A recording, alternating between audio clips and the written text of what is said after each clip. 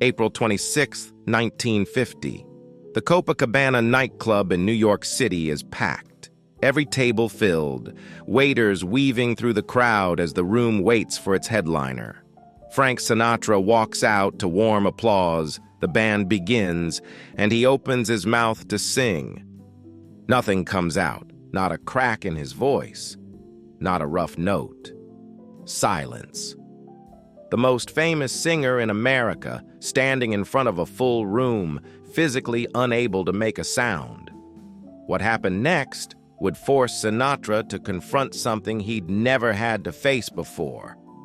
A body that had simply stopped cooperating with his ambition. This is the full story of the night Frank Sinatra lost his voice. By 1950, Sinatra had been performing at an extraordinary pace for nearly a decade. Between his radio broadcasts, film work, recording sessions, and near-constant live performances throughout the 1940s, he had placed enormous sustained demand on his voice year after year, with little sustained rest. Biographers and vocal health researchers who have studied this period point out that this kind of workload without adequate recovery time created significant physical risk for any professional vocalist. Sinatra was, by mnogy accounts from those working with him at the time, aware that his voice had been feeling strained in the months leading up to the Copacabana engagement, but he continued performing at his usual demanding schedule. On the night of April 26, 1950, Sinatra began his scheduled performance at the Copacabana as usual. According to contemporary newspaper accounts and later biographical records, partway through the performance, Sinatra's voice failed entirely, leaving him unable to continue singing. The moment was witnessed directly by the club's full audience, an unusually public and dramatic way for a serious medical issue to reveal itself, given Sinatra's stature as one of the most recognized performers in the country. He was unable to complete the show and had to leave the stage.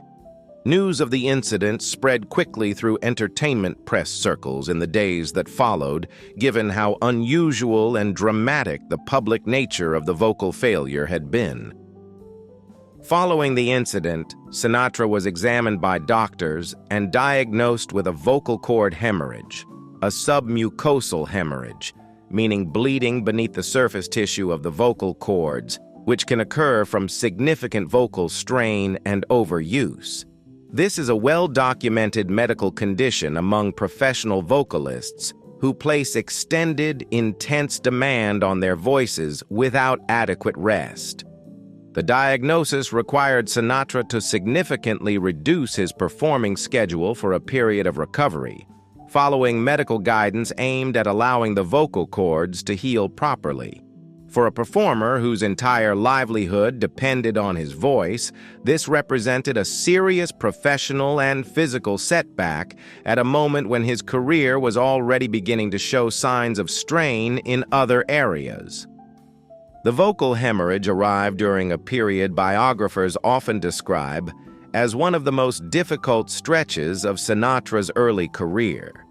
In addition to the physical strain revealed by the Copacabana incident, this same period saw declining record sales, a highly publicized personal life dominating headlines more than his music, and a general sense within the industry that his popularity was cooling compared to his peak years earlier in the decade. The vocal injury added a physical dimension to what was already a challenging professional stretch, reinforcing for Sinatra and those around him just how demanding the pace of his career had been, and how directly tied his success was to the physical instrument of his voice. Following a period of vocal rest and recovery, Sinatra was able to return to performing, and his voice recovered sufficiently to allow him to continue his career.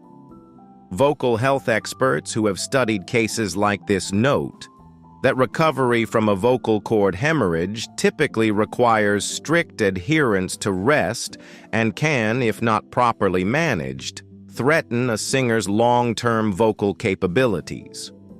Looking back, biographers have often cited this period as a turning point in how Sinatra approached his career physically. In the years that followed, accounts from people who worked with him describe a more disciplined approach to vocal care and performance pacing compared to the relentless schedule of the 1940s, an adjustment that likely contributed to the vocal longevity he displayed throughout the following decades of his career. A packed room, a silent stage, and a diagnosis that forced the most famous voice in America to confront its own physical limits. The 1950 Copacabana incident is a fully documented reminder that behind every legendary career is a human body that can only be pushed so far.